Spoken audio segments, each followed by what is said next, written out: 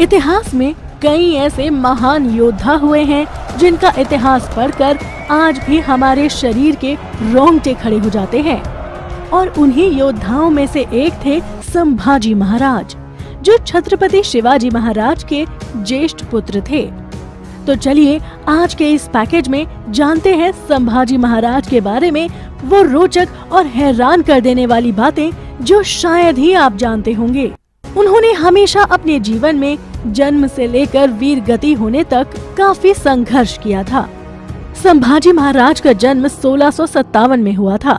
2 साल की उम्र में ही संभाजी महाराज की मां का देहांत हो गया और उनकी देखभाल उनकी दादी यानी जीजाबाई ने की थी।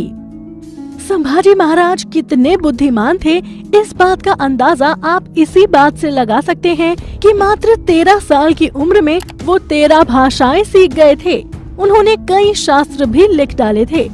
घुड़सवारी, तीरंदाजी, तलवारबाजी, ये सब तो मानो जैसे उनके बाएं हाथ के खेल थे। संभाजी महाराज अपनी 16 साल की उम्र में 7 किलो की तलवार लेकर पहला युद्ध लड़ने गए थे और जीत कर भी लौटे थे। संभाजी महाराज ने अपने 9 साल के अंतर्गत 120 लड़ाइयाँ लड़ी और हैरानी वाली बात तो ये है कि उसमें से एक भी लड़ाई वो नहीं हारे थे। संभाजी महाराज का सबसे बड़ा दुश्मन था औरंगजेब। औरंगजेब को हमेशा लगता था कि संभाजी महाराज तो एक साधारण सा बच्चा है, लेकिन 9 साल के अंतर्गत संभाजी महाराज ने औरंगजेब को पूरी तरह से तहस नहस कर दिया था। जहां औरंगजेब की 8 लाख की सेना थी, वहीं संभाजी महाराज की मात्र 20,000 लोगों की सेना थी। औरंगजेब को ये बात तो समझ आ गई थी कि संभाजी को हराना मुश्किल ही नहीं नामुमकिन है। संभाजी के ऊपर सामने से तो वार नहीं कर सकते, इसलिए औरंगजेब ने एक तरकीब सोची।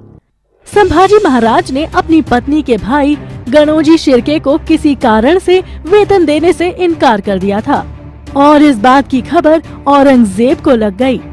औरंगजेब ने इसी बात का फायदा उठाकर गणोजी शिर्के को अपनी ओर खींच लिया और जब संभाजी महाराज किसी गुप्त मीटिंग के लिए अपने गुप्त रास्ते से जा रहे थे, इस बात की खबर गणोजी शिर्के ने औरंगजेब को दे दी और तब औरंगजेब ने अपनी सेना के 2000 लोगों को भेजकर संभाजी महाराज को पकड़ लिया।